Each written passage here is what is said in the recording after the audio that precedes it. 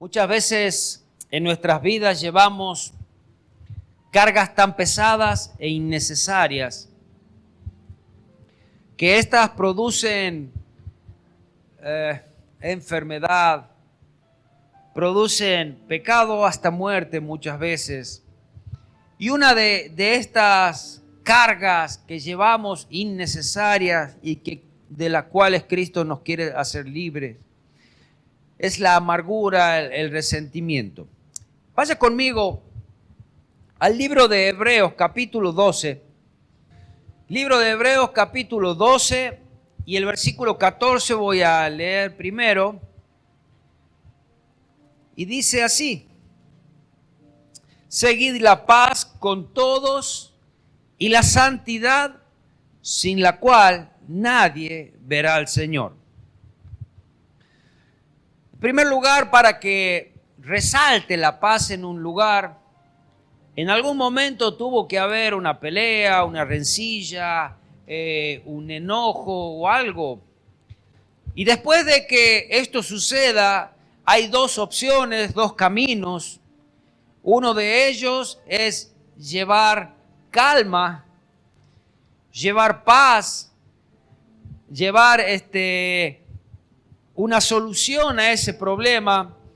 Y el otro camino, quizás un poquito más engorroso y más negro y nos aleja, que es agrandar más el problema y no querer solucionarlo. La santidad es el reflejo de una vida que camina con Cristo. Es el reflejo de una vida que se alimenta de la palabra de Dios, que tiene una vida en alabanza y en oración hacia Dios, como dice en 1 Timoteo 4, 5, porque la palabra de Dios y la oración, por la palabra de Dios y por la oración, es santificado. ¿Cómo nos santificamos nosotros? Alimentándonos de la palabra de Dios y llevando oraciones, plegarias hacia Dios. Es allí que somos santificados. Y dice que sin paz y sin santificación nadie verá al Señor. Es algo que debemos practicar, es algo en lo cual debemos vivir. Pero el próximo versículo de Hebreos, el versículo 12, 15, o sea, en Hebreos 12, 15, dice: mirad bien, no sea que alguno deje de alcanzar la gracia de Dios, porque brotando alguna raíz de amargura os estorbe y por ellos muchos sean contaminados. La amargura, según el diccionario, es un sentimiento duradero de frustración, resentimiento o tristeza, especialmente por haber sufrido una desilusión o una injusticia. Y sí, nosotros nos enojamos porque algo nos parece injusto o realmente algo fue así o algo hicieron contra nosotros, pero llegar a esta amargura es que perdure ese malestar, que perdure con el tiempo. Y la palabra de Dios dice que es esa semilla, es esa raíz que está en lo profundo, que se hace grave la cosa cuando brota, cuando ya sale a luz, cuando ya comienza esa plantita a hacerse más grande.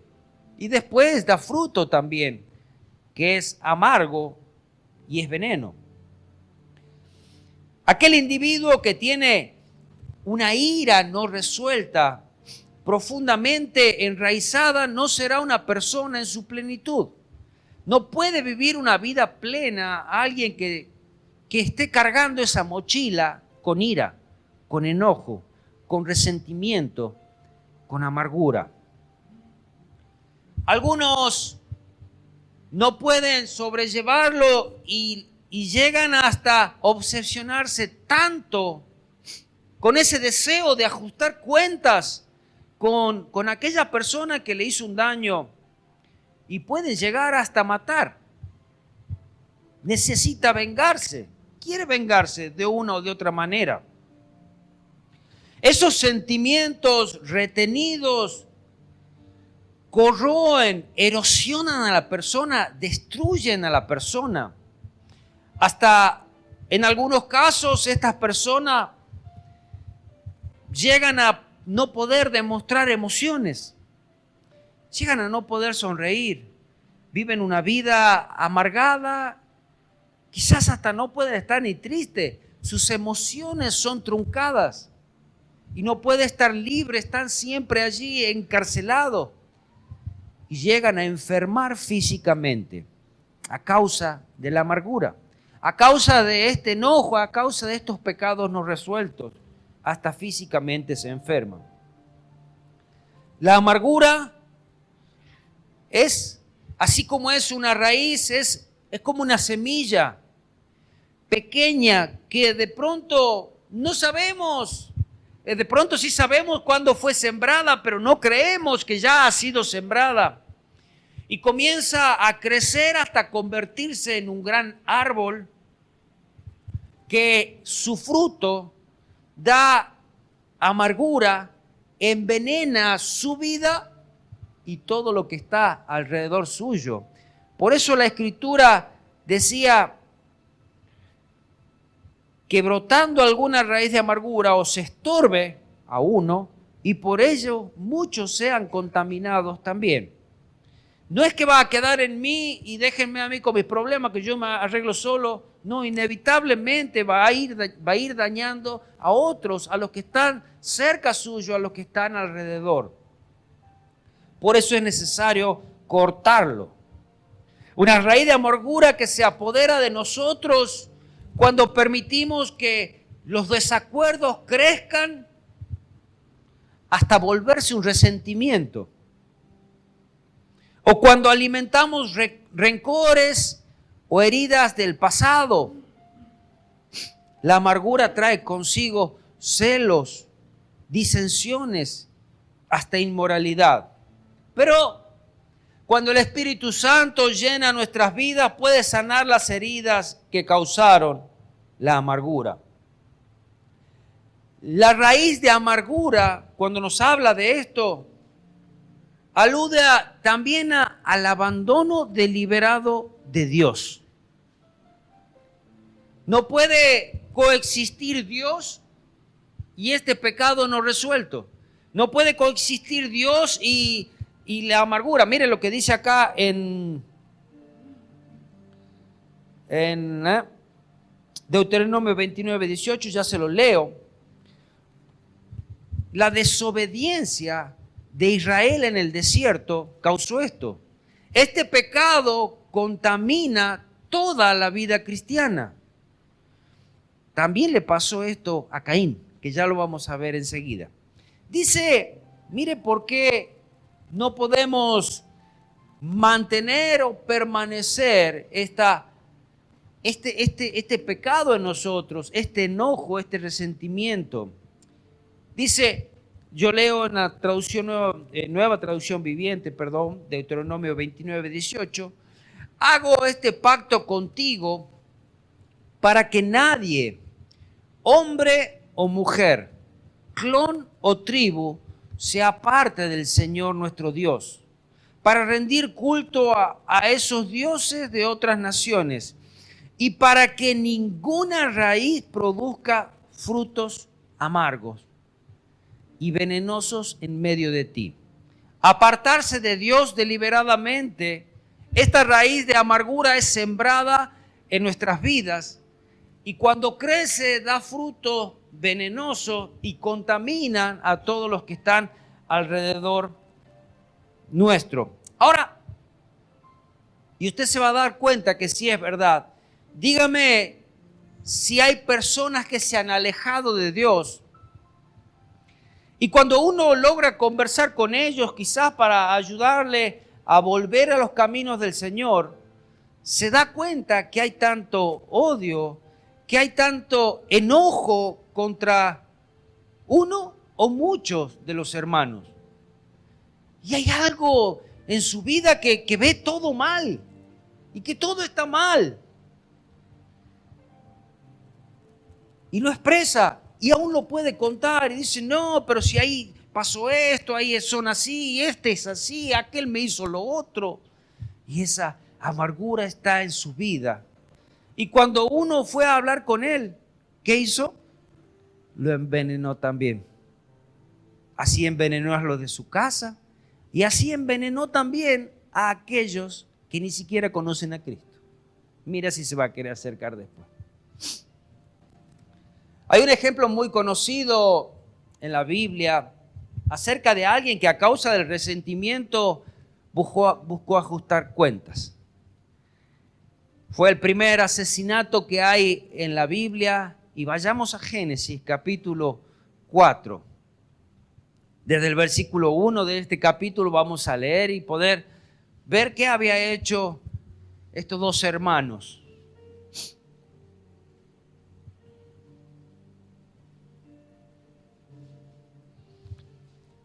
Génesis capítulo 4, versículo 1. Dice, conoció Adán a su mujer Eva, la cual concibió y dio a luz a Caín, y dijo, por voluntad de Jehová he adquirido varón. Después dio a luz a su hermano Abel, y Abel fue pastor de ovejas, y Caín fue labrador de la tierra. Y aconteció que andando el tiempo, que Caín trajo del fruto de la tierra una ofrenda a Jehová, y Abel trajo también de los primogénitos de sus ovejas, y de lo más gordo de ellas, y miró Jehová con agrado a Abel y su ofrenda, pero no miró con agrado a Caín y la ofrenda suya. Y se ensañó Caín en gran manera, y decayó su semblante. Entonces Jehová dijo a Caín, ¿por qué te has ensañado y por qué ha decaído tu semblante? Si bien hiciste, ¿no serás enaltecido? Y si no hicieres bien, el pecado está a la puerta.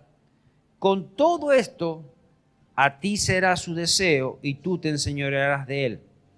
Y dijo Caín a su hermano Abel, salgamos al campo. Y aconteció que estando ellos en el campo, Caín se levantó contra su hermano Abel y lo mató. Y Jehová dijo a Caín, ¿dónde está Abel tu hermano? Y él respondió, no sé, ¿soy yo acaso guarda de mi hermano? Y él le dijo, ¿qué has hecho? La voz de la sangre de tu hermano clama a mí desde la tierra. Ahora pues, maldito seas tú de la tierra, que abrió su boca para recibir de tu hermano, de tu mano, la sangre de tu hermano. Dos hermanos, nacidos de los mismos padres, nacieron en el mismo vientre. Caín nació primero, Abel nació segundo. Caín fue labrador de la tierra y Abel fue pastor de ovejas. Y dice que andando en el tiempo, aparentemente era una costumbre ya también posiblemente instalada de su padre Adán. Y recuerde que que Dios mató un cordero para hacerle pieles a ellos. Quizás fue el primer sacrificio que ellos vieron. Y había una necesidad de ser cubierto su pecado y el sacrificio, alguien iba a morir por sus vidas.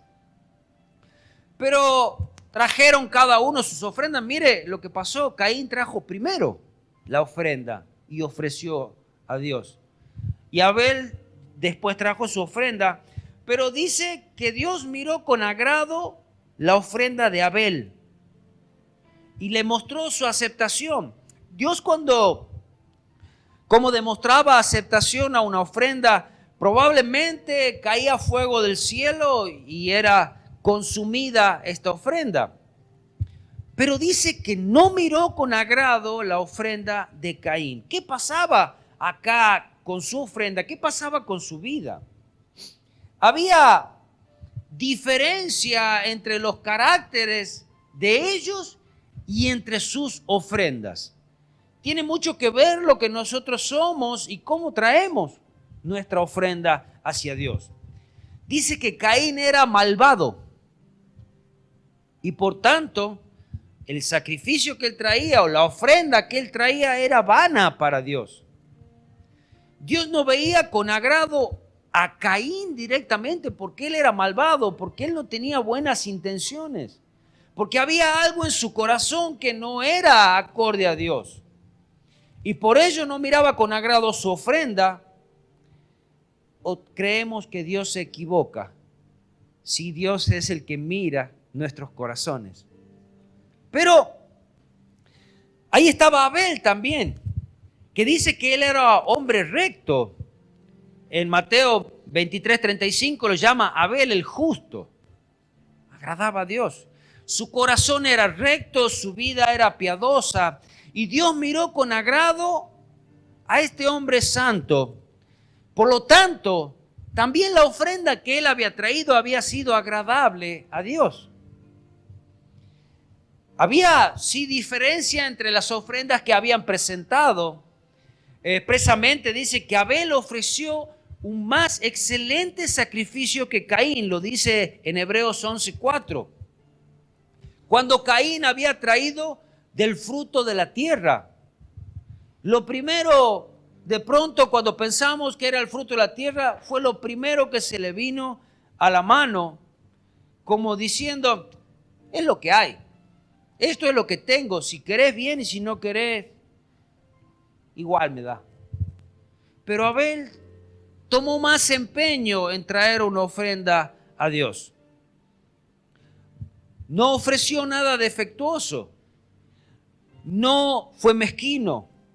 No trajo a Dios lo que era desechable, sino que trajo el primogénito de sus ovejas, lo mejor que tenía, de lo más gordo de ellas, lo mejor de lo mejor. Y Dios miró con agrado su corazón y su ofrenda. La gran diferencia fue que Abel ofreció con fe a Dios y Caín no. Abel ofrecía con la vista puesta en Dios, sabiendo que esa era su vida, sabiendo que esa era su norma de vida, sabiendo que eso era lo que agradaba a Dios.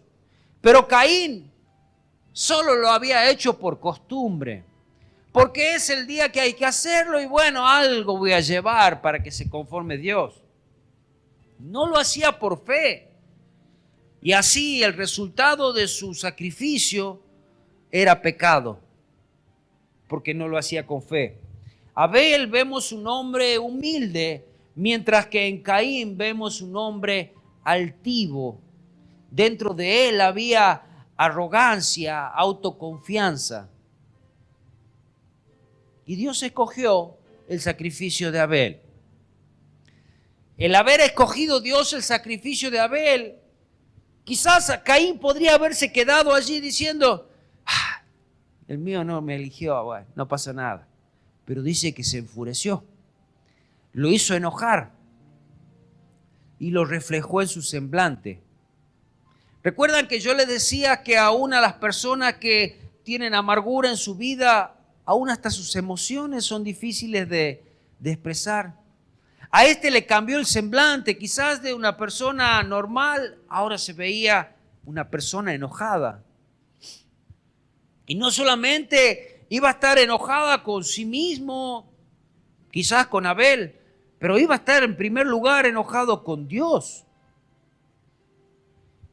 Debió haber estado enojado, como decía, con él mismo, por su propia infidelidad a Dios, por su hipocresía, perdió el agrado de Dios. Debemos tener en cuenta que el corazón altivo no puede agradar a Dios. Y eso era Caín. El corazón altivo lucha con sus pecados y no puede vencerlos. Había algo hacia su hermano y ahora lo que tenía contra su hermano era envidia. Dios había elegido el sacrificio de su hermano, pero no había elegido el sacrificio de él. Y así se comenzó a generar un odio. Un odio que hasta el momento no se había visto en la tierra. De pronto quizás pensamos, ¿de dónde salió tanta maldad? El mismo pecado produce muerte. Y en su hermano vio a un enemigo. Ni siquiera se podía poner contento porque Dios había escogido bien, le va bien a mi hermano. Dios escogió el sacrificio de él. Yo me voy a esforzar un poquito más la próxima para que Dios también reciba mi sacrificio.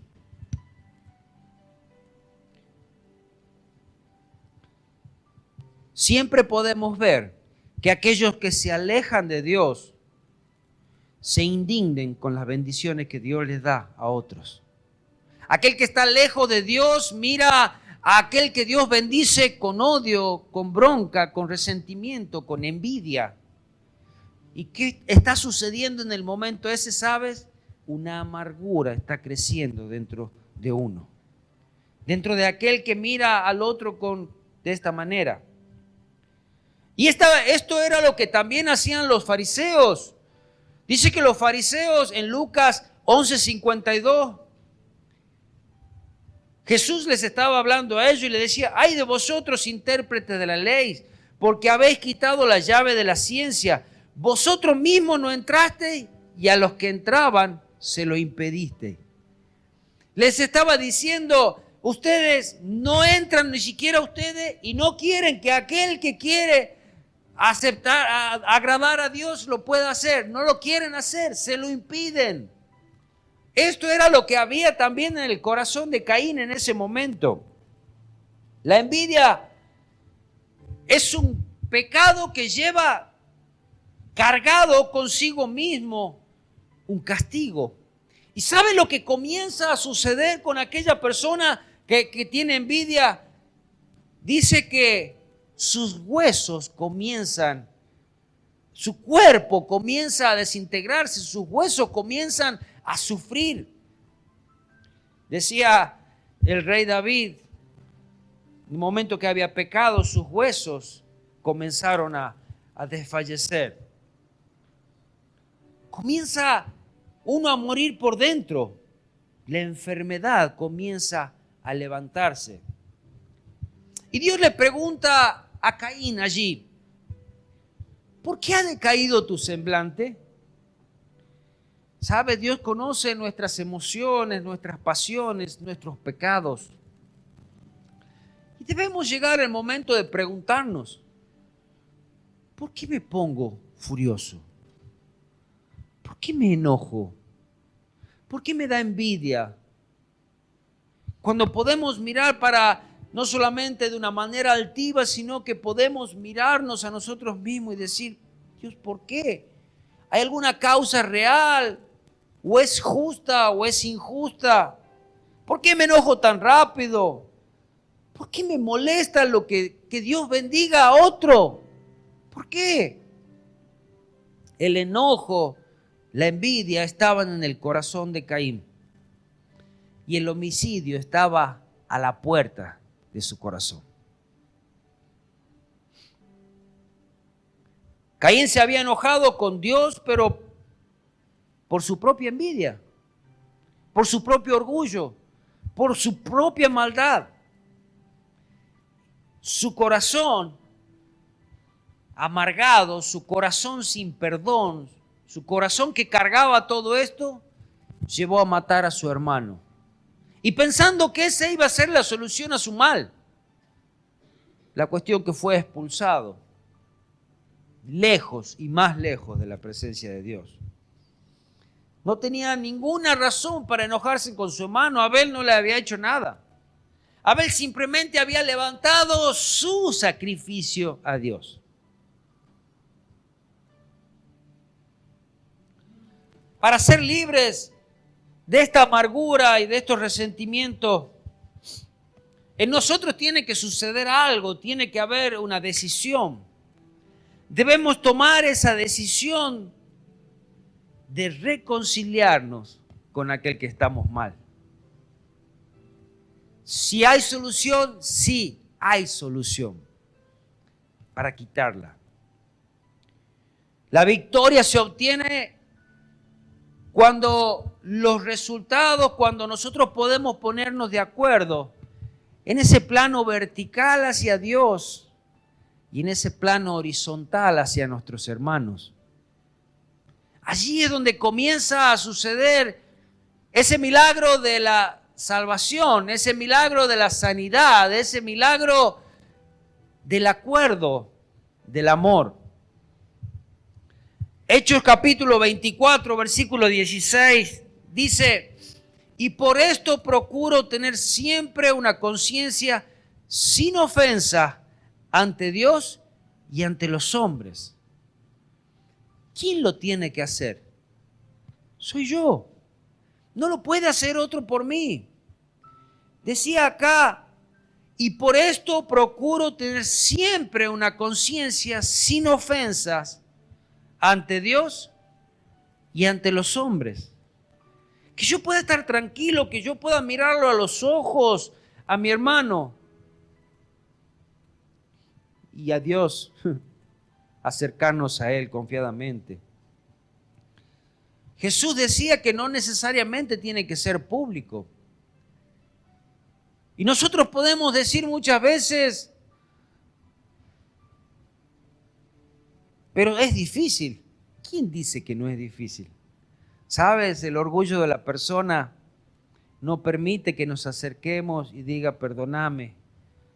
Perdóname porque me enojé, perdóname, me ofendiste, perdóname porque te herí.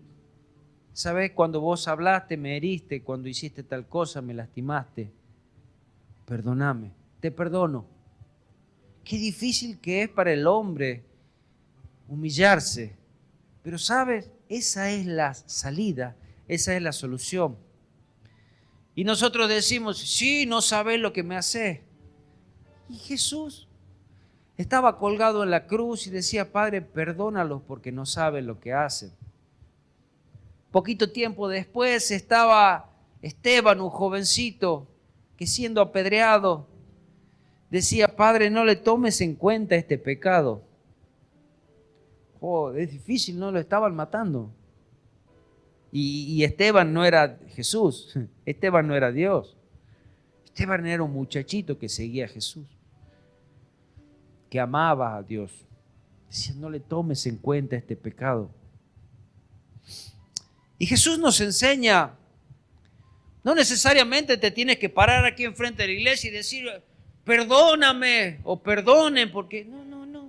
Jesús decía así, mire, en Mateo 5, 23 y 24, por tanto, si traes tu ofrenda al altar, cuando vengas a traer ante Dios tu alabanza, tu gratitud, eso es tu ofrenda, eso es lo que tú tienes para darle a Él. Y allí te acuerdas que tu hermano tiene algo contra ti. Quizás lo hayas visto. Uy, ya está aquí de vuelta este. Allí te acuerdas. O quizás está o quizás no está. Y allí te acuerdas que tu hermano tiene algo contra ti. Deja tu ofrenda. Es más importante ponerse a cuenta con Dios y con tu hermano que presentarle cínicamente a Dios una ofrenda. Deja allí tu ofrenda delante del altar y anda. Reconcíliate primero con tu hermano y entonces ven y presenta tu ofrenda. Eso era lo que no había podido hacer Caín. No pudo decirle a su hermano, che, la verdad me ofendió que Dios haya elegido tu ofrenda y no la mía. ¿Sabe? Quizás para la próxima hagamos un arreglo, yo te doy algo de vegetales, vos me das el mejor corderito. Así yo también le ofrezca a Dios con todo mi corazón. Pero no, Él trajo lo que había, lo que tenía. Y si Dios quería, bien, y si no quería, que se le arregle. El apóstol Pablo nos enseña otra cosa. En Romanos 12, 18 al 21, lo busquemos si quiere. Y estaría bueno que lo dejen marcado.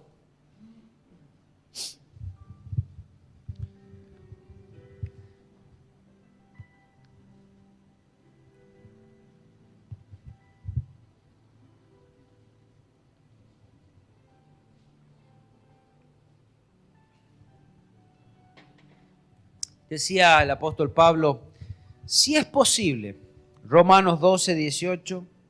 En cuanto dependa de vosotros, si hay algo que vos podés hacer, si hay algo que te corresponde, si es realmente vos estás ahí en el medio, dice, si es posible, en cuanto dependa de vosotros, estad en paz con todo el mundo. No os venguéis vosotros mismos.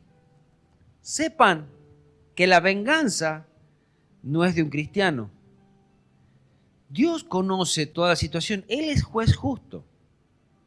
Dice, no os venguéis vosotros mismos, amados míos, sino dejad lugar a la ira de Dios, porque escrito está, mía es la venganza, yo pagaré, dice el Señor. O nosotros tenemos que orar, Señor, por favor te pido que no te olvides de lo que me hizo tal, ¿no? Todavía no estoy viendo que te hayas vengado, todavía no estoy viendo su cuerpo tirado ni rameándose por ahí. No, olvídate, como decía Jesús, perdona. Y deja a Dios que Él se encargue. Él es Dios, Él es juez justo. Él sabe lo que tiene que hacer. No vaya a ser que yo le esté diciendo eso y yo estoy peor que mi hermano.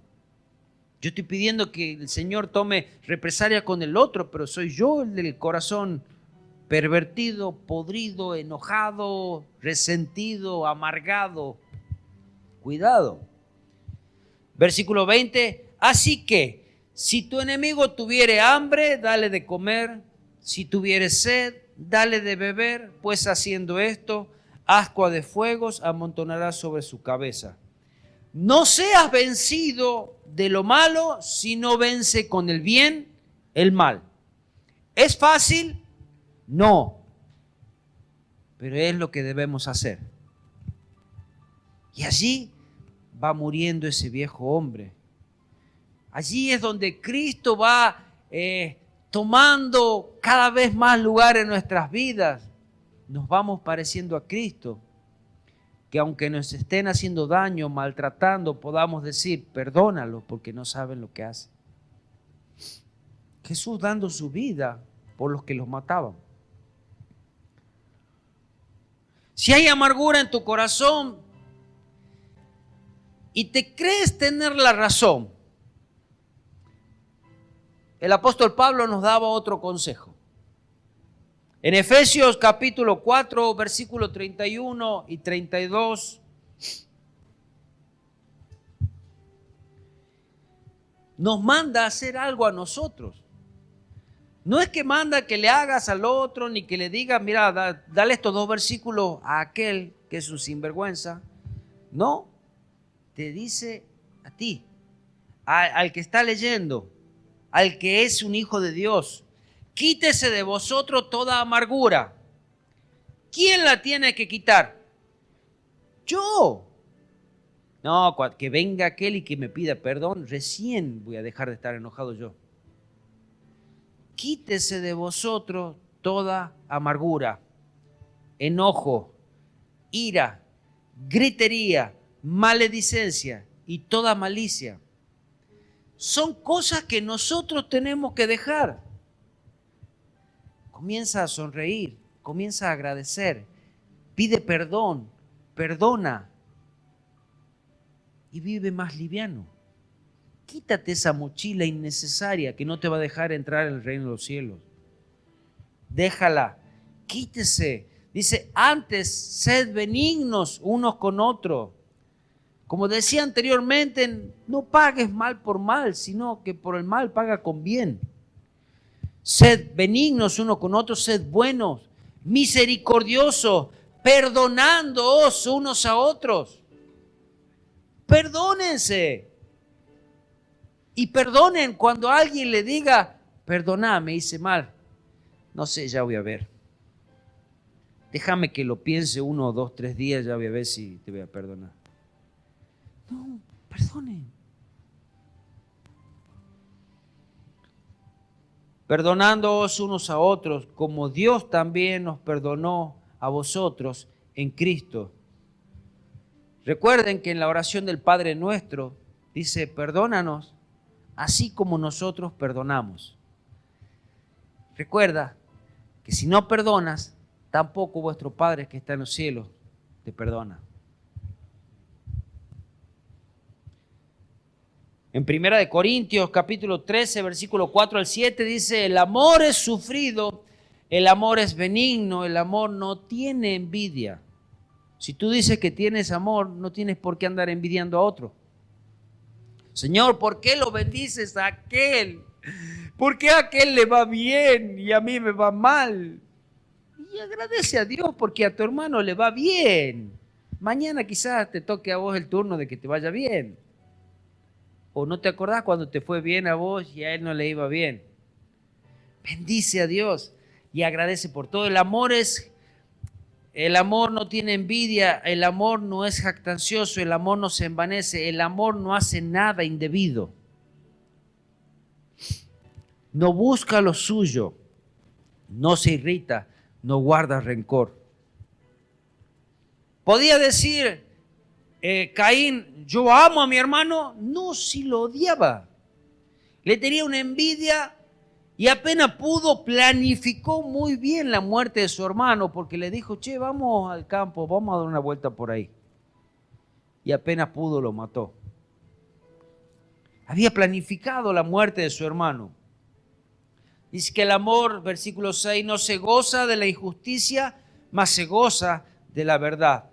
Todo lo sufre, todo lo cree, todo lo espera, todo lo soporta. El amor. Muy importante. Muy importante.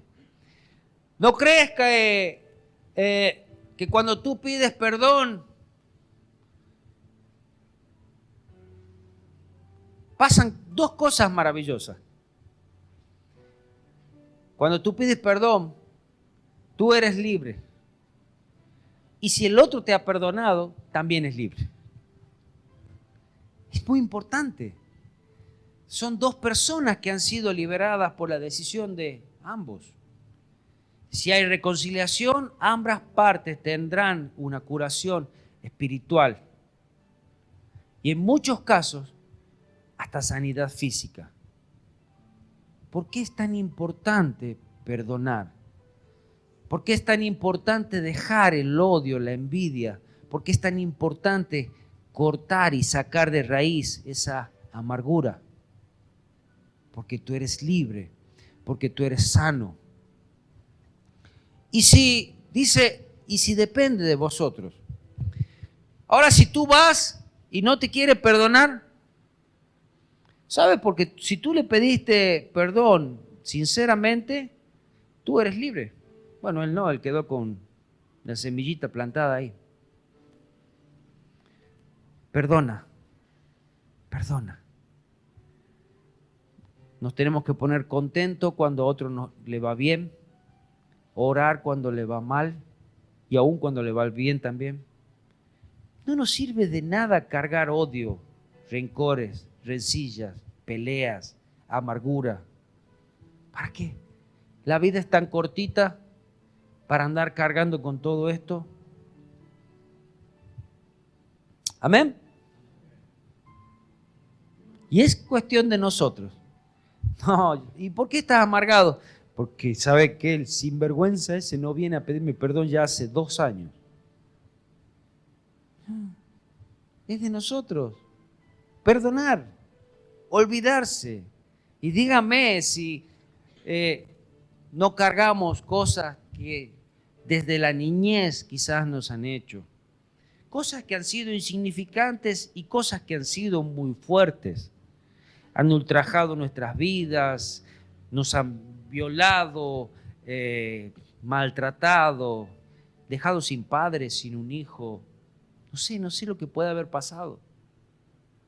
Como también quizás, no, me sacó mi novio, mi novia, quizás te libró de grandes cosas. Me robó un lápiz cuando yo era el del compañero de la par ahí en el banco. Perdona, deja libre y vas a ser libre tú también. Señor Jesús, gracias por esta palabra. Sabemos que tú eres el mejor ejemplo de perdón. Tú eres el mejor ejemplo de amor. Señor, ayúdanos a llevar nuestras cargas hacia ti. Ayúdanos a perdonar, ayúdanos a que esa raíz de amargura no crezca. Si en algún momento es sembrada esa semilla de amargura, Señor, que pueda ser quitada en muy poquito tiempo, que no llegue a dar fruto, que no llegue a crecer, que no llegue ni siquiera a brotar. Señor, ayúdanos. Ayúdanos a perdonar. Ayúdanos a humillarnos. Ayúdanos a quitar nuestra arrogancia y decir, perdóname. Señor, es una mochila tan pesada que la cargamos años en la vida. Y tú nos dices que no es necesario.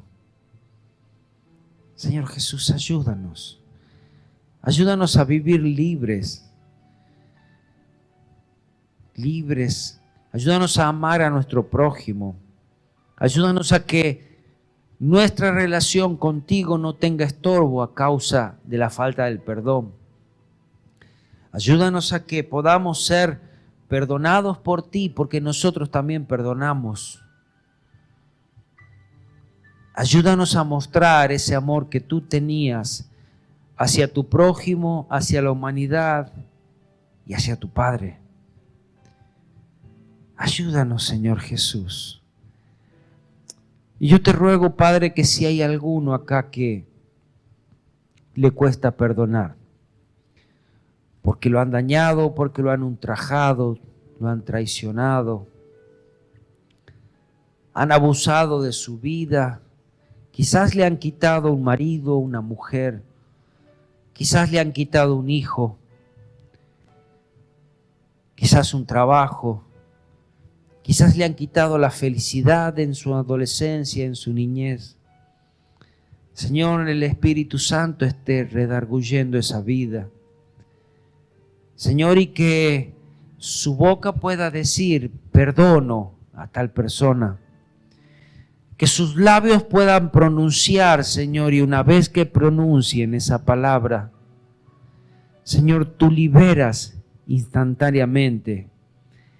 Y se van a dar cuenta cómo su vida cambia en un segundo. Señor, de llevar una carga tan pesada, tú la llevas gracias a ese perdón. Gracias por esa obra que tú hiciste en la cruz para salvarnos. Para que nosotros podamos tener perdón que no podíamos obtenerlo a través de sacrificios. Señor, tú cargaste todos nuestros pecados, toda la maldad fue sobre ti, para que seamos libres, libres para cantar, libres para alabarte, libres para danzar, libres para disfrutar de la vida, Señor Jesús. Para que podamos vivir en paz, para que podamos vivir en santidad. Ayúdanos. Te ruego en tu nombre, Señor Jesús. Abre las puertas de aquellos que están encarcelados a causa del rencor, del odio, de la envidia, de esa amargura que se ha enraizado tan fuerte y aún ha envenenado a todos los que están alrededor suyo. Ha envenenado a su familia, a sus seres queridos y hasta hermanos de la iglesia. Ruego, Señor Jesús, que sean liberados y que sea cortada ese árbol de amargura, ese árbol venenoso, Señor Jesús. Señor, tú traes libertad en este momento sobre las vidas y gracias te doy, Señor. Gracias porque eres tú quien nos amas, porque eres tú quien primero nos has perdonado y nos mostraste el camino de cómo hacerlo. Señor Jesús, te doy gracias y que cada uno podamos tener la valentía de enfrentarnos, Señor Jesús, y decir te perdono o perdóname. Gracias te doy en el hermoso nombre de Jesús. Amén, amén y amén. Amén.